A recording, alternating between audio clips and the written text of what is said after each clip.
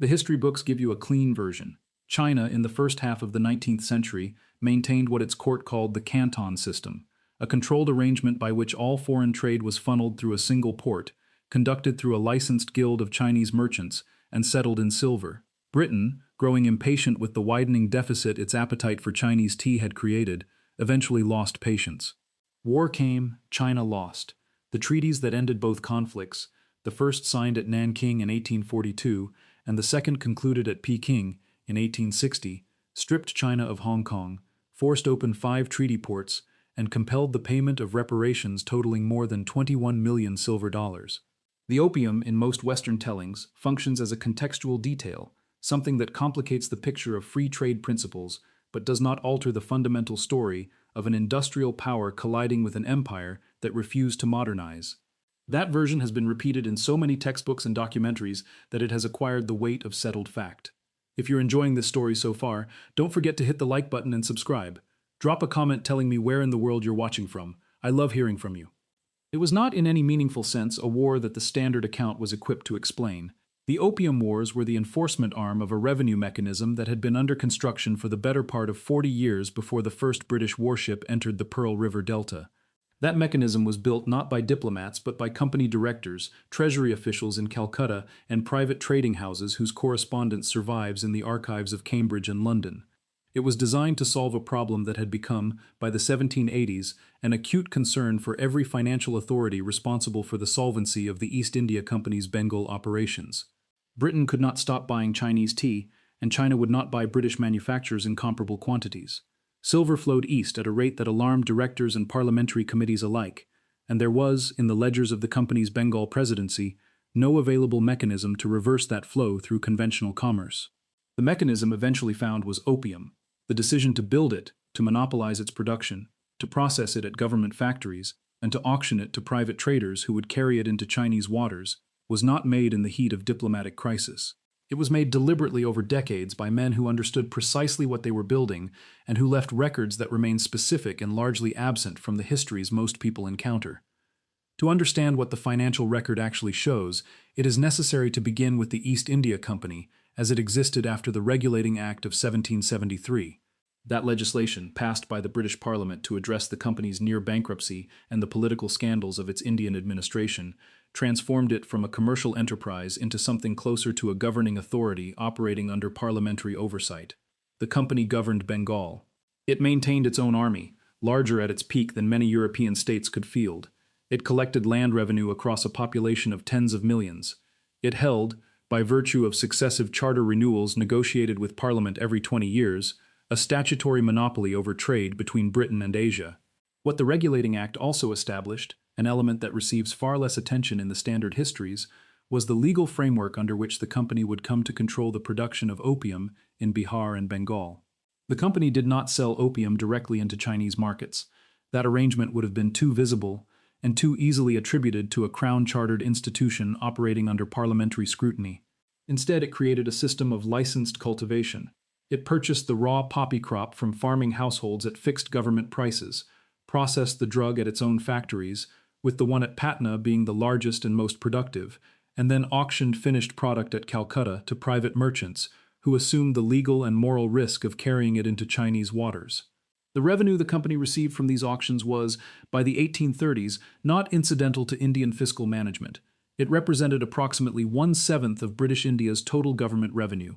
The colonial administration of a subcontinent depended, in a structural sense that the company's own records document without ambiguity, on the continued expansion of the China drug trade. Warren Hastings, the first Governor-General of Bengal, recognized as early as 1773 that opium offered a mechanism for reducing the company's dependence on silver remittances. His administration formalized the company's control over Bihar's poppy fields and established the processing infrastructure at Patna. The men who followed him refined the auction system and expanded production steadily through the 1780s, 90s, and into the early decades of the 19th century. By 1820, the volume of opium entering Chinese coastal markets had grown from a few hundred chests annually to several thousand. By 1836, it had reached 30,000 chests, each containing approximately 64 kilograms of prepared opium. The volume the system was moving into China by the mid-1830s exceeded 1,900 metric tons annually. The private trading houses that dominated the seaborne portion of this commerce operated clipper ships built specifically for speed on the Canton run. Jardine Matheson and Company was the largest, Dent and Company was the second. Their principals were men of considerable wealth who maintained direct lines of communication to members of Parliament and to the commercial committees of the House of Commons. James Matheson wrote to a business associate in 1821, and the letter survives in the Jardine Matheson archive, deposited at Cambridge University Library, describing the China opium trade as the most dependable and valuable commercial connection that British commercial interests possessed in Asia. The settled confidence of that description does not reflect the moral obtuseness of a single individual. It reflects the consensus of a commercial class that had built its position on a revenue stream sanctioned by a parliamentary chartered monopoly, and that expected, on the evidence of its experience and its connections, to be defended when defense was needed. The country traders who purchased at Calcutta and transported the product to Chinese coastal waters were not anonymous middlemen. They were known to the company's directors, known to the Foreign Office, and known to the parliamentary committees responsible for East India affairs. The system's architecture, in which government revenue and private profit were structurally interlinked, was not a secret arrangement concealed from official view. It was a documented feature of colonial finance, discussed in committee testimony and correspondence under the ordinary administration of the Bengal Presidency. The Kohong system that China maintained at Canton, the licensed guild of Chinese merchants who held the exclusive right to trade with foreigners, is typically characterized in British accounts of the period as an irrational restraint on free commerce. What the financial record shows is more specific than that characterization allows. The Kohong was China's mechanism for controlling the terms on which foreign merchants could operate within its territory, and it had functioned, with modifications, since the early 18th century. The specific grievance that the major trading houses expressed about the Kohong had less to do with the principle of licensed intermediaries and considerably more to do with the constraints those intermediaries placed on the expansion of the opium trade. Chinese law prohibited the import of opium. The Kohong merchants, operating under imperial oversight, were formally required to enforce that prohibition. The practical reality was that the prohibition was circumvented through a system of bribes and offshore transfers. Opium was offloaded at sea or in the estuary from British vessels onto Chinese receiving boats beyond the formal reach of Canton's customs officers. The formal legal constraint remained an obstacle to the open, large-scale expansion that the trading houses required to sustain revenue growth and guarantee the returns they had been promising their investors. William Jardine traveled to London in 1839 and met personally with Lord Palmerston, the Foreign Secretary. He delivered to Palmerston a memorandum. The document survives in the Foreign Office records at the National Archives at Kew, specifying the number of warships the operation would require, the specific ports he recommended seizing as pressure points, and the treaty terms he believed would adequately secure British commercial access to China for the foreseeable future. He recommended that any peace settlement should include the opening of additional ports, the abolition of Kohong mediation, and the payment by China of reparations covering the destroyed opium stocks and the costs of the military operation. Palmerston's subsequent instructions to the British naval commander in the region tracked Jardine's recommendations with a precision that the archival record makes directly measurable. The war that came was, in the correspondence that preceded it, a commercial transaction between a merchant and a minister. The trade balance figures from this period are specific and verifiable across three distinct archival collections: the records of the East India Company in the India Office records at the British Library, the Select Committee reports of the British Parliament, and the Qing Palace Memorial Archives accessible to international researchers since the 1980s. In the 1780s, Britain was remitting roughly £3 to £4 million sterling in silver to China annually to cover the cost of its tea purchases, which had become, by that decade, a consumption habit across every social class in Britain. The Chinese market absorbed British woolens, cotton goods, and metalwares only in negligible quantities. A commercial asymmetry of this scale alarmed Treasury officials and generated sustained correspondence between the company's directors in London and its presidency administration in Calcutta. Various mechanisms for reversing the flow were considered over the following decades: the promotion of British cotton cloth in Chinese markets, the export of Indian raw cotton to Chinese textile producers, and the use of diplomatic pressure to force open the Canton system to British goods. None produced results at the scale the deficit required. Opium did. The dimensions of the tea trade that had created the deficit are worth stating precisely, because they explain why the company's directors treated the silver problem as genuinely existential rather than as a manageable inconvenience. Britain was, by the 1790s, the largest consumer of Chinese tea outside China itself, importing volumes sufficient to supply a daily cup to virtually every household in the country at every social level. The East India Company held the exclusive right to import that tea, and its ability to continue purchasing it in the quantities its domestic market demanded depended entirely on its ability to pay for it. The silver remittances to China were not an accounting preference. They were the only mechanism available for settling a trade that the company could not reduce without forfeiting its most profitable domestic franchise. By the early 1830s, the arithmetic of Anglo-Chinese commerce had shifted materially. China, which had been a net receiver of silver for most of the preceding century, was now exporting it. The outflow of silver taels from the coastal provinces of Guangdong, Fujian, and Jiangsu reached a scale that created measurable liquidity problems in provincial treasuries and produced compounding pressure on the copper-silver exchange rate that ordinary Chinese subjects who earned in copper but paid taxes in silver felt directly. Officials from across the empire sent memorials to Beijing describing currency instability, rising prices for essential goods, and social disorder in the southern provinces. The governor of Guangdong submitted a report in 1836 estimating that the annual outflow of silver from his province alone had reached tens of millions of taels. These were not impressionistic estimates. They were derived from provincial customs records and tax accounts that the Qing bureaucracy maintained with considerable administrative precision. The Daoguang Emperor's court debated the appropriate response through 1836 and 1837 in a series of memorials and counter-memorials that the palace archives preserve in detail.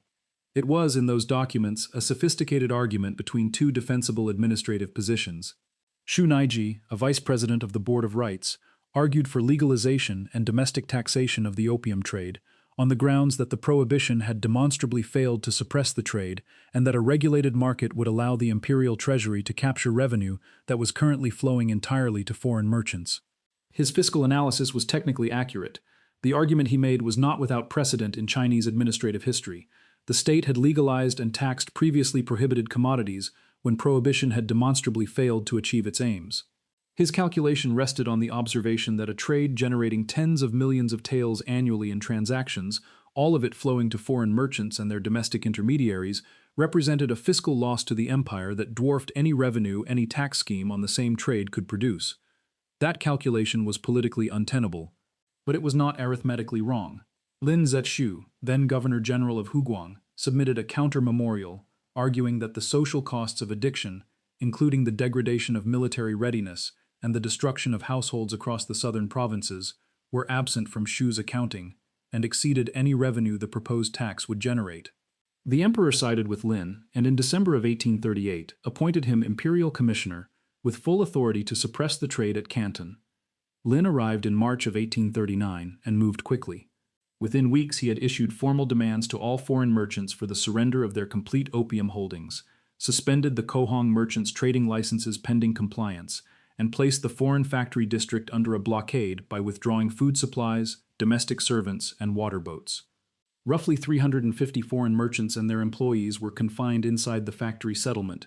Captain Charles Elliot, the British superintendent of trade, was among them. Elliot ordered British merchants to comply with Lin's demands and personally committed the Crown to full compensation for every surrendered chest.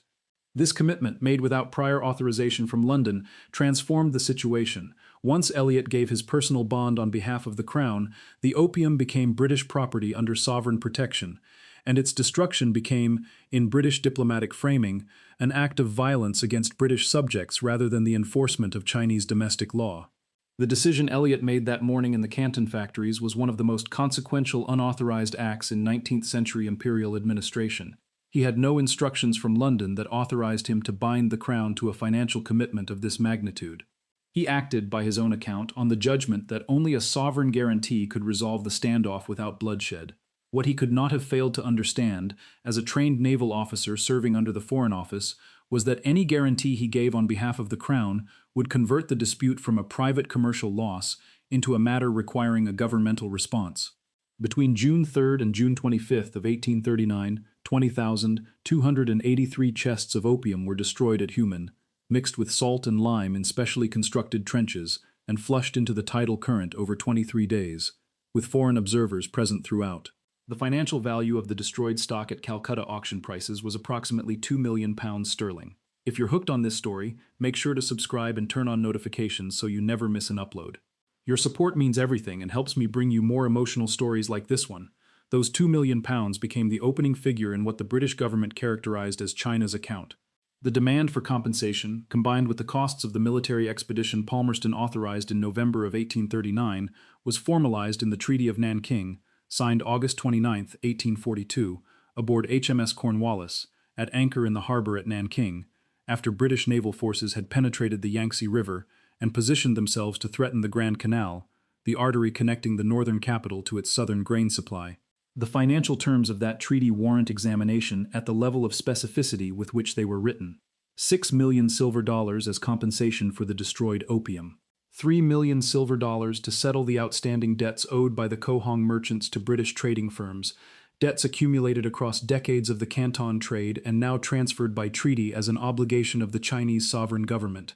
12 million silver dollars as an indemnity for the costs of the British military expedition, 21 million silver dollars in total, payable in installments over 3 years, with the provision that if any payment was delayed, the occupied ports of Chusan and Kulangsu would remain in British possession as security. Hong Kong Island was ceded in perpetuity. 5 cities, Canton, Amoy, Foochow, Ningpo, and Shanghai, were opened as treaty ports where British subjects could reside, trade, and operate under British law. The Supplementary Treaty of the Bogue, signed the following year, fixed Chinese import and export tariffs at specific rates and prohibited China from altering them without British consent. A government that had spent decades calibrating its trade controls to manage the flow of silver had surrendered its legal authority to set its own customs rates.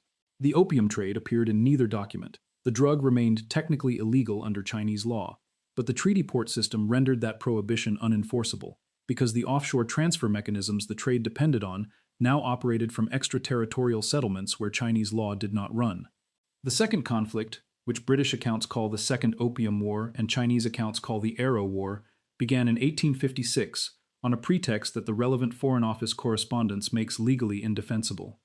The Arrow was a small Chinese-owned lorcha operating under a colonial license issued by Hong Kong authorities that permitted it to fly the British flag during the period of the license's validity. Chinese officers boarded the vessel in Canton Harbor in October of 1856 and arrested 12 Chinese crew members on suspicion of piracy. The vessel's British registration had expired 12 days before the boarding, which meant the officers had acted entirely within their legal authority. Harry Parkes, the British consul at Canton, protested on the grounds that the British flag had been hauled down during the arrest, a charge the Chinese authorities disputed and that the available witness testimony did not clearly support. Parkes escalated the complaint through the consular chain to the British Naval Squadron commander in the region. British warships bombarded Canton. The House of Commons debated the matter in February of 1857. Richard Cobden, the member for Huddersfield, introduced a motion of censure characterizing the government's conduct as a violation of international law and an act of aggression without legal basis. The motion passed by a margin of 16 votes. Palmerston dissolved Parliament rather than accept the parliamentary judgment, called a general election, and campaigned directly on the China question, arguing that the electorate must decide whether Britain would defend its commercial position in Asia. He won an increased majority, and the war proceeded. The election result was received in the commercial and financial press as a verdict on the specific question of whether a parliamentary vote against military force in Asia was a legitimate constraint on executive policy. The constituencies most directly connected to the China trade returned results consistent with the proposition that it was not. The military campaign, conducted jointly with France, whose participation was secured on the pretext of the execution of a French missionary inside Chinese territory, seized Canton in January of 1858, took the Taku forts at the mouth of the Peiho River, and forced the opening of negotiations. When those negotiations broke down and Chinese forces repulsed a second British attack on the Taku forts in June of 1859, a larger combined expedition was assembled. In September and October of 1860, Anglo-French forces occupied Beijing, and Lord Elgin, the British High Commissioner, ordered the destruction of the Old Summer Palace in retaliation for the detention and torture of British and French envoys, an act he recorded in his diary as having ordered reluctantly and as the measure most likely to communicate the cost of Chinese resistance to the imperial court. The Treaty of Tientsin, signed in 1858 and ratified after the fall of Beijing, and the Convention of Peking, that concluded the settlement in November of 1860, extended the treaty port system to 11 additional cities.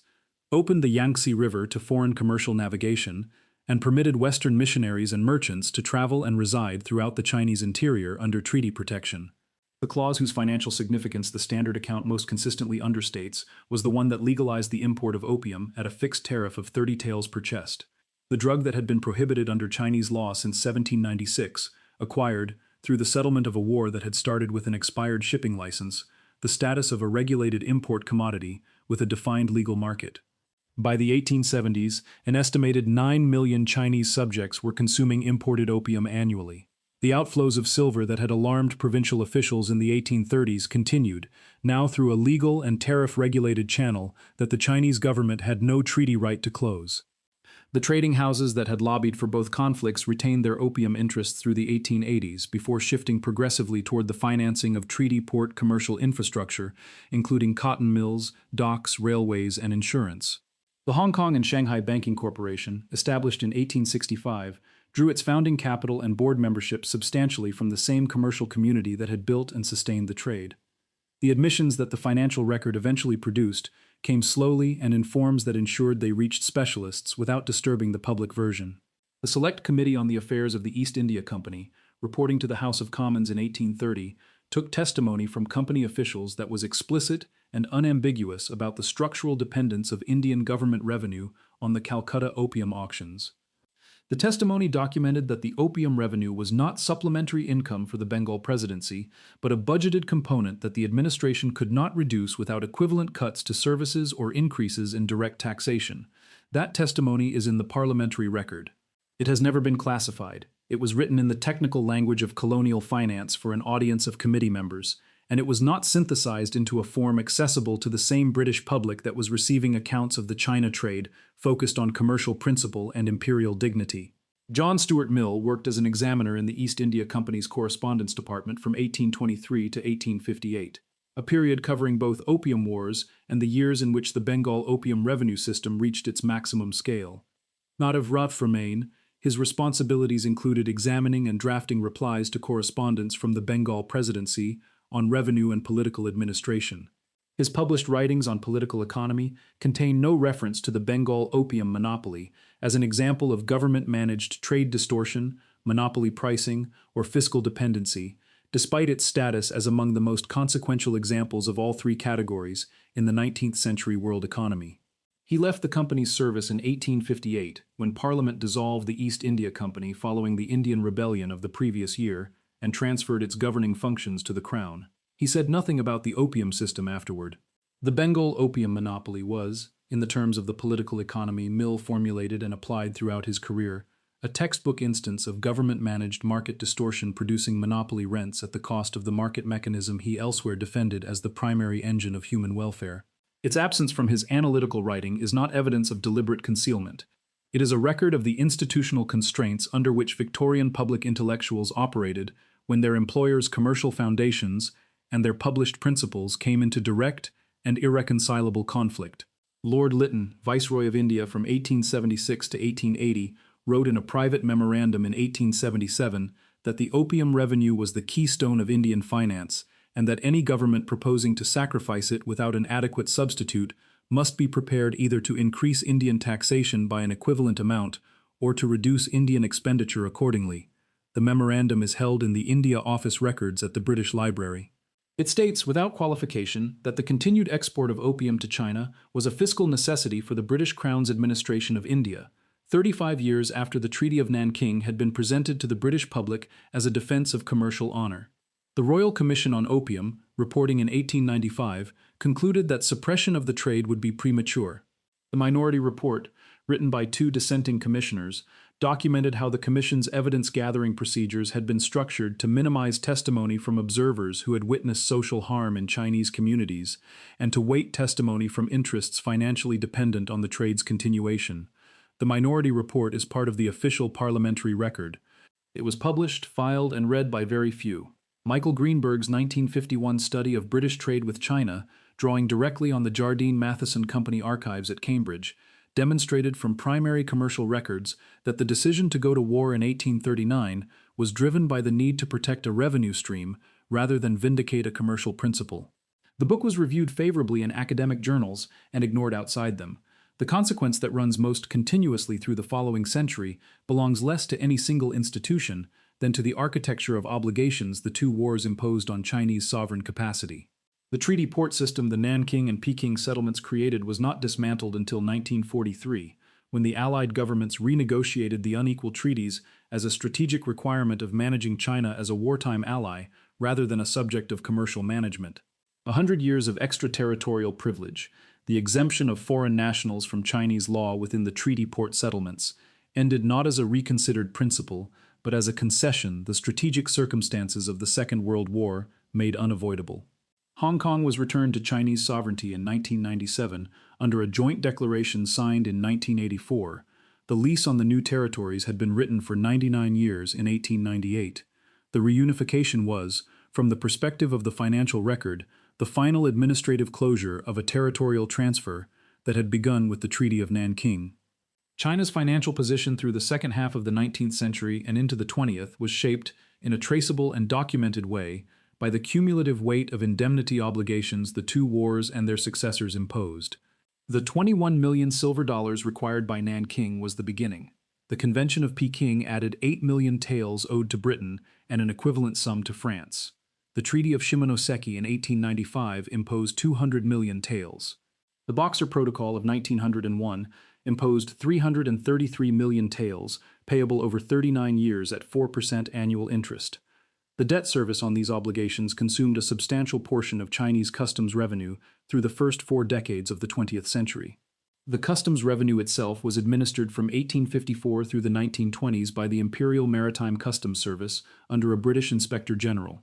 Robert Hart served in that role from 1863 to 1909.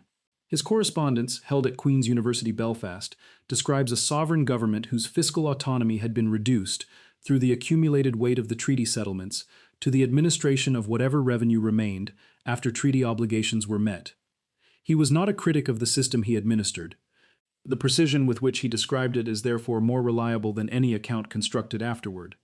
The Hong Kong and Shanghai Banking Corporation was established in 1865, 23 years after the Treaty of Nanking and 5 years after the Convention of Peking that legalized the opium import. Its founding commercial context was the treaty port economy both wars had created. The individuals who organized its founding and served on its inaugural committee came, in significant numbers, from the Canton commercial community that had built the opium trade, lobbied for the military interventions that protected it, and developed the commercial infrastructure of the post-war treaty ports. It is now one of the largest banks in the world by total assets, incorporated in England under the name HSBC Holdings plc since 1991. Its corporate history does not conceal its treaty port origins. The connection between those origins and the specific financial architecture the Opium Wars imposed is available in the historical record for any researcher who looks. What the financial record shows, read in sequence from the Regulating Act of 1773 to the bank's founding prospectus of 1865, is not a series of disconnected commercial decisions made by independent actors. It is a single continuous institutional project, the creation of a revenue mechanism, its enforcement through military action, and its consolidation into the banking infrastructure that intermediate the commercial flows the enforcement had secured. The thread is traceable. It simply requires a researcher willing to read across the documents rather than within the account any one of them tells about itself. The standard account of the Opium Wars tells you about the collision of civilizations, the arrogance of a court that misread the balance of military power, and the opening of China to the world economy.